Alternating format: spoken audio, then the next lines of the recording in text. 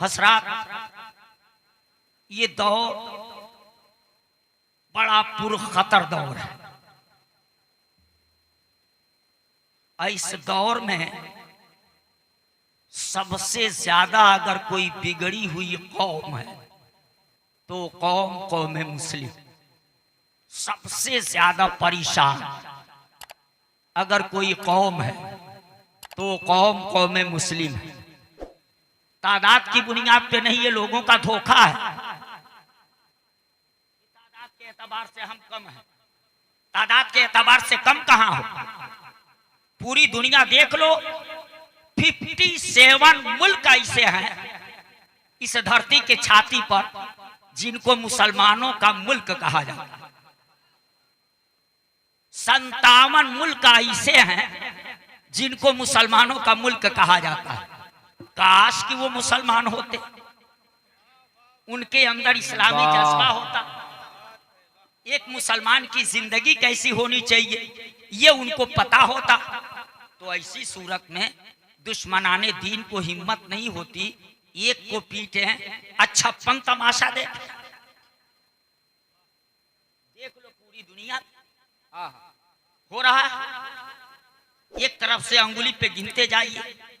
एक तूफान उठा था जो इशारा कर रहा था कि अब तूफानों का मौसम आ रहा, अब बरसात का मौसम आ रहा, अब बिजलियों के गिरने का मौसम आ रहा।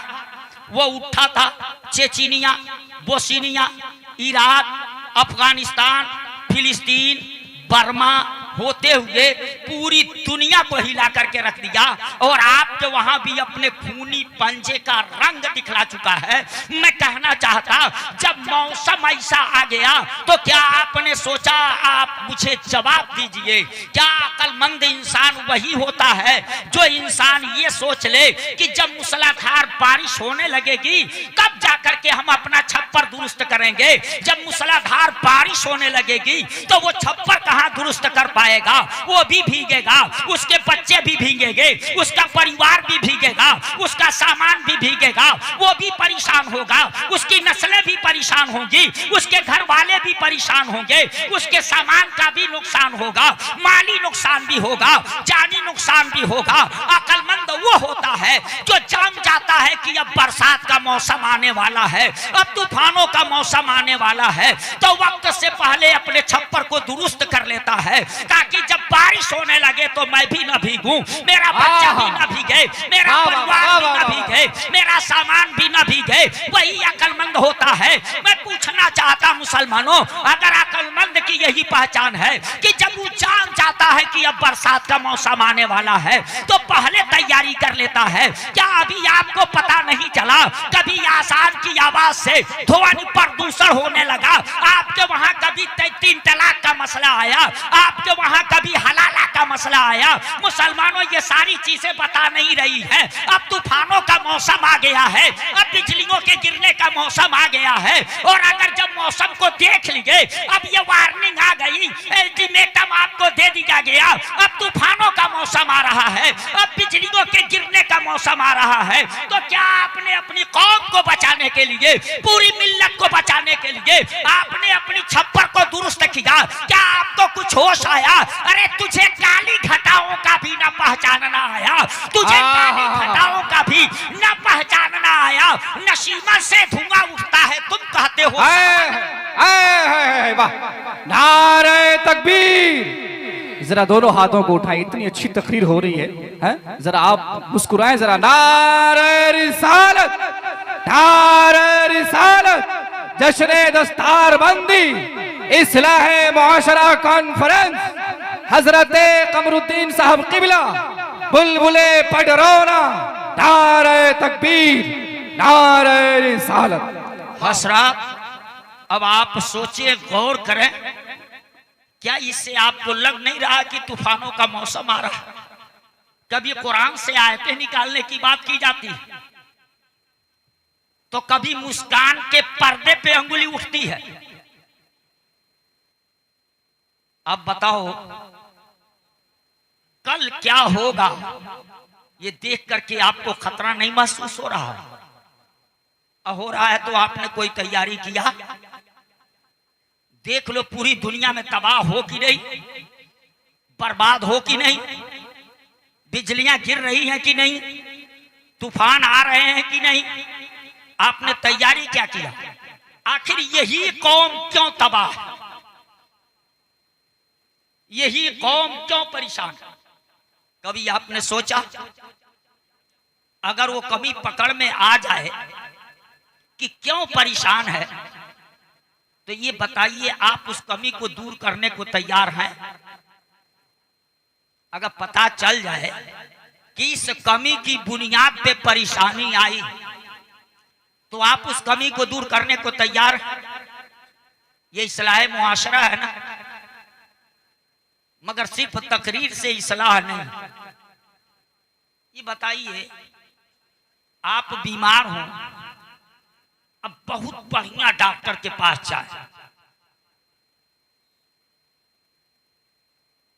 वो आपकी जांच करे, दवा दे दे, लेकर के आइए, मेज पे दवा रख दीजिए, उसकी पर्ची रख दीजिए और कहिए डॉक्टर बड़ा अच्छा है, चेस्ट स्पेशलिस्ट है, हेड स्पेशलिस्ट है, आई स्पेशलिस्ट है, अमेरिका रिटर्न है, वो एमडी है, वो सर्जन है, सब कुछ है। डॉक्टर की तारीफ कीजिए और जो दवा दिया है उस दवा को रख दीजिए, उसकी तारीफ कीजिए। क्या कैप्सूल दिया है कैडिला कंपनी का, क्या इंजेक्शन दिया है फ्रांसीसी कंपनी का, तो दवा की भी तारीफ कीजिए, डॉक्टर की भी तारीफ कीजिए। मगर दवा ना खाइए, जो परहेज बताया है वो ना कीजिए, बीमारी दूर हो जाएगी ना? बीमारी नहीं ना दूर होगी। ठीक वही हाल तो हमारी कौम का है। लाखों लाख लगा करके हमारी कौम जलसा करती है, सुबह को चौराहे पे जा करके कहती है मसा आ गया, क्या तकरीर हुई थी। तो मौलाना की तारीफ करने से, उनकी तकरीर की तारीफ करने से तू बदल जाएगा, तेरी इस्लाह हो जाएगी। अरे बीमार अगर बीमारी से नजात पाना चाहता है तो सिर्फ डॉक्टर की तारीफ ना करे, डॉक्टर की दी हुई दवाओं को खाना पड़ेगा, चाहे वो दवा कड़वी हो चाहे मीठी हो, दवा खाना पड़ेगा। और डॉक्टर ने जो परहेज बताया है वो परहेज करना पड़ेगा। यही काम तो हमारी कौम नहीं करती है। हमारी कौम नाक सुन लेती है, यार मसा आ गया, क्या लंबी टांग थी उसकी, क्या बांसुरी की तरह आवाज थी उसकी, मजा आ गया सुनने। मजा ले रही है ये, लाए क्या पाए क्या? कभी सोचा, गौर किया? आपने कभी संजीदगी से सोचा कि ये कौम इतना तबाह क्यों है, ये कौम इतना परेशान क्यों है? परेशानी की वजह क्या है? दूसरों पे अंगुली उठाने वालों, अंगुली बाद में उठाना, पहले अपनी कमी को महसूस कर लो। और अब फरमाता है मा असाबकुम मिन मुसीबतिन फबिमा कसबत अयदीकुम, जो मुसीबतें तुम तक पहुंची हैं वो तुम्हारे अपने हाथ की कमाई है। अगर तू बिगड़ा ना होता तो तुझे ये दिन देखना नहीं पड़ता। तरीके मुस्तफा को छोड़ना है वजह बर्बादी, इसी से कौम दुनिया में हुई पे इक़्तिदार अपनी। मैं आपको बताऊं कि आपकी परेशानी की वजह पडरौना के मौलवी से नहीं, शेखुल इस्लाम अल्लामा सैयद मोहम्मद मदनी अशरफी का बयान है, वो बताते हैं। थोड़ी देर बर्दाश्त कीजिएगा, नतीजा इंशाअल्लाह अगर दिल के कानों से सुना तो नतीजा जब निकलेगा तो आपको पता चलेगा आप परेशान क्यों। अल्लामा मदनी मियां का बयान है अपना, कि अभी मेरा इब्तिदाई वक्त था, मैं एक जलसे में गया था, मेरा अपना मामूल था कि मैं जुब्बा और साफेही के साथ सफर भी करता था। एक जलसे में गया और उस जलसे में तकरीर किया, सलाम दुआ के बाद स्टेज पे बैठ गया, लोग आकर के मिलते रहे। उसी में एक मुल्ला जी आए और वो आकर के हमसे मिले। अब मिलने के बाद कहे हजरत अगले महीने में आपकी जो तारीख खाली हो वो तारीख हमको दे दी, हैदराबाद के इलाके के लिए।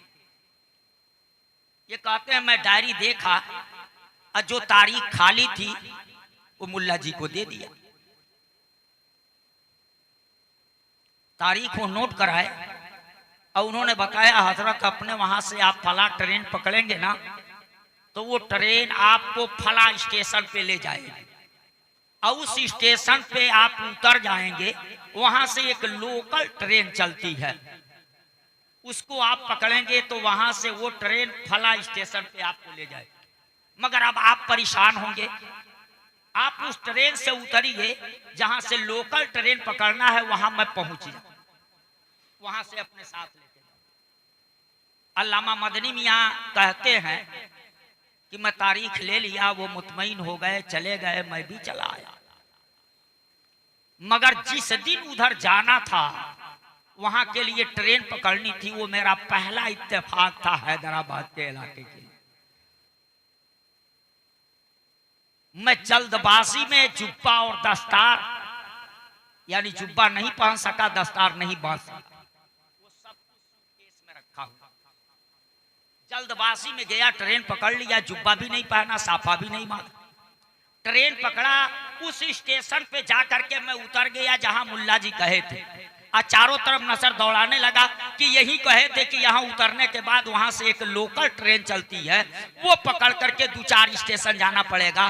फिर कहा कि मैं वहां पहुंचा रहूंगा, तो नजर दौड़ाया चारों तरफ, कहीं मुल्ला जी नजर नहीं आए। मेरे सामने ही वो ट्रेन लोकल खुलने वाली थी, इसलिए मैं सोचा ये भी चली जाएगी, अब मैं मुल्ला जी के इंतजारे में रह जाऊंगा। चलो जल्दी से ट्रेन पे बैठ जाओ। मैं ट्रेन पे बैठ गया और उससे उस स्टेशन तक पहुंच गया। सोचा नहीं पहुंच पाए होंगे, वहां कहीं होंगे। उस स्टेशन पे जाकर के उतरा और उतरने के बाद प्लेटफार्म पे किनारे खड़ा रहा कि गाड़ी चली जाए, लोग उतर करके चले जाए, वो तो आए ही होंगे हमको बुलाने। गौर कीजिएगा, वो कहते हैं प्लेटफार्म पे पश्चिम तरफ में खड़ा था, गाड़ी रुकी, लोग उतरे, गाड़ी चली, मुझसे कोई मिलने नहीं आए। देखा धीरे धीरे उतरने वाले प्लेटफार्म खाली कर दिए, बाहर निकल गए, मगर हमसे कोई मिलने नहीं आए।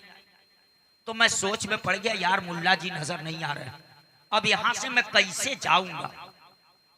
फिर सोचा चलो लंबा प्लेटफार्म है, मैं पश्चिम तरफ हूं, हो सकता है कोई आया हो हमको ले जाने के लिए, तो कहीं पूरब